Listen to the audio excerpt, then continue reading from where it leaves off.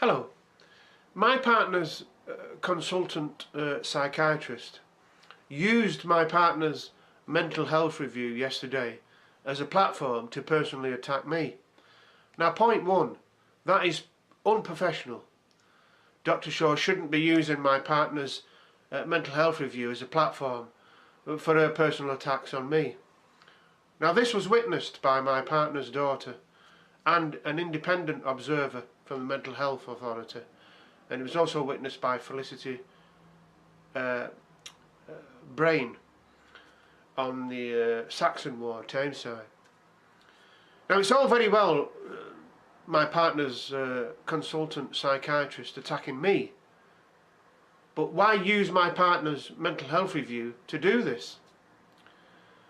Now, there's one thing, well, there's a few things really, but there's one outstanding thing that Dr. Shaw wants to cover up, and it's a record of failure in relation to the treatment of my partner. Now, my partner has a long-term mental illness.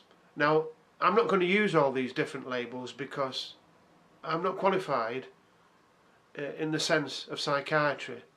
But who is qualified in psychiatry? Where do they get these degrees from? But that's another story. But the thing is, my partner's mental illness has been with her since she was the age of 9. So they say. So anyway, my partner had not been in hospital since 1990, when she had her twins. She went into hospital when she had twins. But since then, 16 years, she hadn't been in hospital. So Dr. Shaw comes along, and within the space of 2 years, my partner has 3 admissions into hospital. Now, there's a variety of reasons why my partner's been relapsing in the past 18 months since Dr. Shaw took over the treatment of my partner. You see, there's one outstanding reason. Dr. Shaw doesn't listen. Dr. Shaw never listened to my concerns that my partner was suffering from relapses due to the change in medication. You see, Dr. Shaw had to take my partner off lithium and Tegretol and some other medication because it's had a long-term effect on my partner's kidneys. See, since 1976, my partner's been taking lithium and it's destroyed her kidneys. Well, it's took her kidneys down to stage 4, which now she has to be regularly monitored in relation to her kidney function. So that's why Dr. Shaw took her off these tablets, and I'm not complaining about that. But Dr. Shaw never looked at any alternatives in relation to replacing this medication. So I've been in a constant battle with Dr. Shaw. She never answers my calls. She completely disregards anything I've got to say, despite the fact that I've been with my partner for 17 years. So Dr. Shaw is now trying frantically to cover up her disastrous mistakes, which have led to my partner being hospitalised 3 times within the space of 2 years. 2 this year, 1 last year. And previous to that, 16 years. So the record of failure lies at Dr. Shaw's office, at the door of her office. She's the one excuse me, who's responsible for these 3 admissions. I've been taking my partner to A&E all the time, and she's been advised to go home and have a hot bath.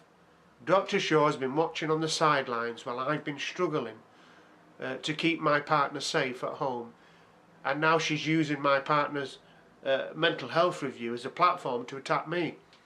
It's very unprofessional, And I wasn't at the review yesterday, but as I said, my partner's daughter was at the review, and she's told me all about it, and she agrees that it was totally unprofessional what Dr. Shaw did yesterday. You should never ever use your patient's mental health review to attack somebody else. That's what Dr. Shaw did yesterday. But my whole concern is this: is Dr. Shaw's failures in medication and treatment and care of my partner. I've put in a number of complaints about Dr. Shaw. She knows that. She's also saying to my partner yesterday at her review, Roy's making all these complaints about me. So, it's a free country. If I feel that you're not doing the job, Dr. Shaw, in the treatment of my partner, I have the right to complain about you.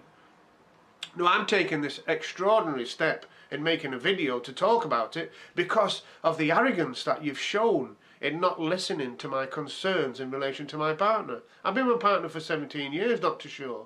You should take note of what I'm saying, but you haven't, because you're arrogant. And you've shown this yesterday in the review that was witnessed by my partner. So where do we go from here, Dr. Shaw? Where do we go? Are you going to include me in the decisions that you make, or are you just going to continue to show arrogance and unprofessionalism? Because that's what we're dealing with here. That's what we've got. Anyway, thank you very much. But, you know, you need to start listening, Dr. Shaw, to other people. Your decision is not final. You are not God. You must listen to relatives and partners of your patients. I don't know what you're doing with other patients, but if it's what you're doing with me and my partner, then God help the system. Thank you very much.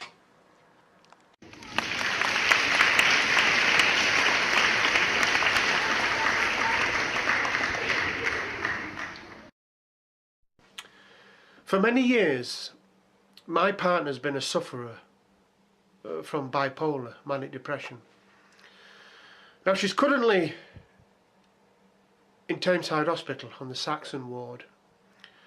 You see, my concerns are not unreasonable. You see, the Saxon Ward staff say that I'm being unreasonable, and they've reported me to the police for harassment. But you see, the thing is, Dr. Shaw, who's the consultant psychiatrist for my partner, told me at a recent review that my partner's medication is a matter of life and death. Fair enough. Why is it a matter of life and death? Because Dr. Shaw and other psychiatrists at Tameside Hospital have been prescribing my partner drugs that have severely damaged her internal organs. Now, this is a great concern. Dr. Shaw believes that I should be frozen out of my partner's welfare, despite the fact that I've been with my partner for 17 years.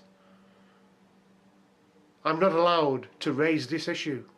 You see, because Tameside Hospital know that somebody has to be held responsible. Who should be held responsible? How can you explain to somebody with a mental illness the adverse side effects of the drugs that they're slipping into them?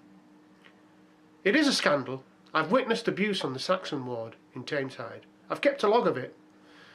I've been told by the Saxon Ward this morning that the police have been informed that I've kept a log of my visits and what's been going on the Saxon Ward. Of course I have. What's that got to do with the police? I have witnessed abuse on the Saxon Ward. My partner's on the Saxon Ward. During the night time, staff are laughing and joking outside patients' rooms. They can't get to sleep. They're shining the torches into the faces of patients on the ward. They can't get to sleep. You see, my concern is about the medication that they're slipping my partner. You see, if my partner's kidneys and internal organs have been damaged severely, I've got concerns, and surely you must have sympathy for that. This is not harassment. I want to know who's responsible for the severe damage to the physical health of my partner. Dr. Shaw has already said it. This is a matter of life and death. She's said that. So why has she been giving my partner drugs that have severely damaged her internal organs? I don't think that's unreasonable. I think that's a perfectly logical question. Thank you very much. And God bless free speech, by the way.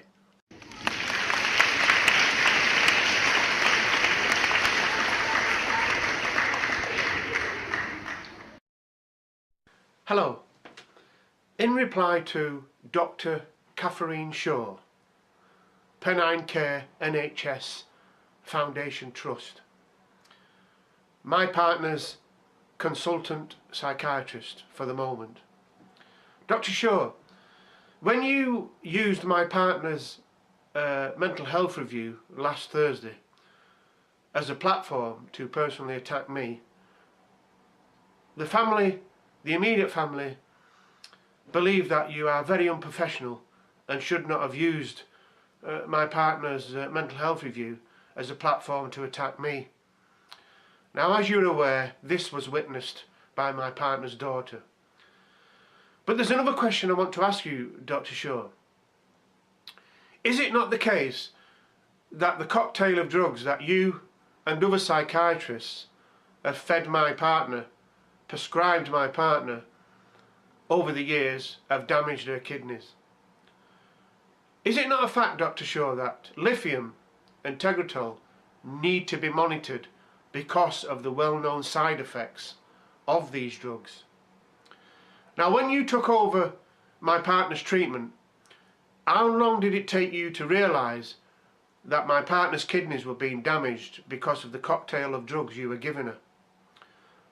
You see, for the general public, Dr. Shaw does not want to talk about this, despite the fact that potentially Dr. Shaw and other psychiatrists have shortened my partner's life.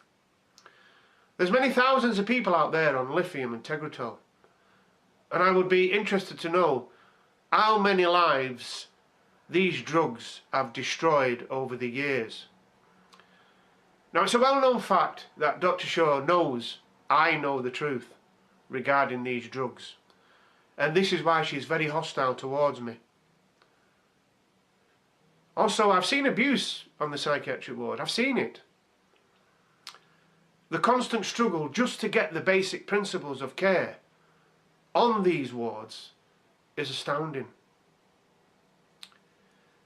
But these people, doctors like Dr. Shaw and other psychiatrists, are feeding patients all these drugs, and they're actually destroying the physical health of the patients, my partner being one of them.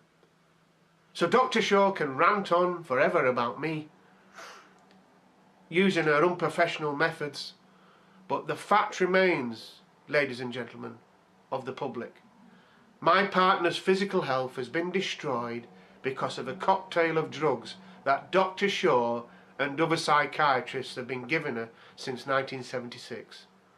And the most important thing that I would say to Dr. Shaw is that you know very well the adverse side effects of lithium and tegretol, but you never monitored it. You only did it when the damage had already been done. Now you have to constantly check my partner's kidney function because you and other psychiatrists have destroyed her physical health. Yes or no, Dr. Shaw? Thank you very much.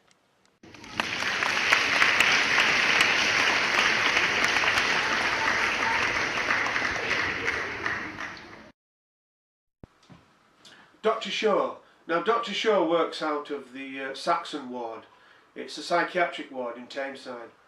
Dr. Shaw, if you've got my partner's best interests at heart, why did you not monitor the lithium intake 6 or 7 months before you took over the treatment of my partner? Obviously, there's Dr. Tate and there's Dr. Sanderson. They never monitored the lithium intake. So the damage has been done to my partner's kidneys. Do you accept some responsibility for not monitoring my partner's medication? Thank you, Dr. Shaw. I hope I can get a reply one day, because you ignore my letters and my phone calls. It's just simply a simple question. Why didn't you monitor my partner's lithium intake? And that would have avoided the damage to the kidneys. Thank you very much.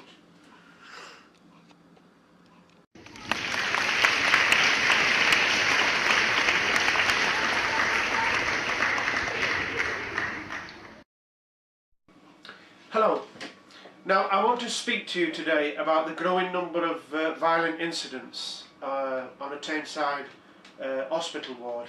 The ward is called the Saxon Ward. It's a psychiatric ward, as I said, in Tameside. Now, the increasing number of violent incidents is a great worry, because there's a lot of vulnerable patients now exposed to violence on this ward. Now, Pennine Care NHS Foundation Trust run this ward. Now, they've been entrusted with the care of vulnerable patients. Now, on the 20th of this month, a very vulnerable patient, attempted to hang himself on the ward. Now, this would be quietly hidden from the public, but it's people like me who witness these incidents that must come forward and tell the general public what's going on the Saxon Ward and the neighbouring ward, the Taylor Ward. Now, these incidents are very frequent and very worrying. Now, before the vulnerable patient on the 20th tried to hang himself, I witnessed a mass brawl involving patients and staff on the Saxon Ward, and many other incidents where vulnerable patients are put at risk through violence. Now, a lot of patients are violently subdued when they complain about their treatment. They're pushed and grabbed and thrown to the ground and injected to dope them out. Now, I've seen all this, but Pennine Care would rather you, the public, never know anything about this. But I'd like to go back to the incident that happened on the 20th on the Saxon Ward. Now, a vulnerable patient who tried to hang himself was spoken to in a very nasty and disturbing fashion. Now, a staff member on the ward spoke to this vulnerable patient in a very inappropriate manner. It was very wrong. You shouldn't be treating patients like that. You see, patients are sent to the Saxon Ward and the Taylor Ward not to be treated, but to be punished. You see, patients have a right to express their concern about how they are being treated on a Tameside hospital ward. But when they do, they're ignored. You see, Pennine Care would rather that patients on these wards would just sit there in the corner and not express concern about how they're being treated on the ward. It's a very worrying development on these wards. There's not enough staff on there, obviously, but when the staff are on the ward, they spend more time in the office than they do with the patients. So the patients on these wards, on the Saxon Ward and the Taylor Ward, spend most of their time roaming the wards. And when they want something done and they go to the office on these wards, the door is shut in their face. I've seen it. But they don't want the public to know about this. I would conclude that it's only a matter of time, but a vulnerable patient does really harm themselves or herself or himself. But there has been incidents in the past, extreme violent incidents on these wards that have been covered up and the public don't even know about it. I'm a witness, I've seen all these incidents. Anyway, thank you very much, but you know, if you've got a loved one on these wards, you expect them to be in safe hands. But Pennine Care don't want you to know about the violent incidents that are taking place on these wards, because it messes up their squeaky clean image that they're actually looking after these patients, and they're not. They're not looking after these patients properly. I've seen it. And most of the staff and these nurses have got no time for these patients. They're treated as convicts, as inmates. They're not treated as patients who need treatment. They're treated as criminals.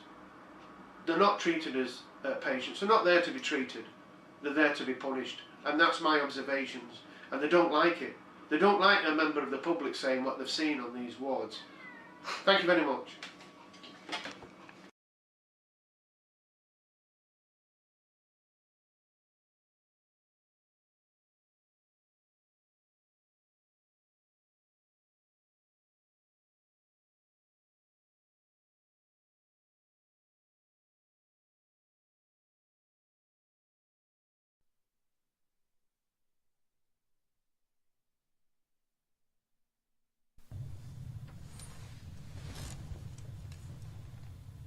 The State Party launched a major policy reform to the welfare system.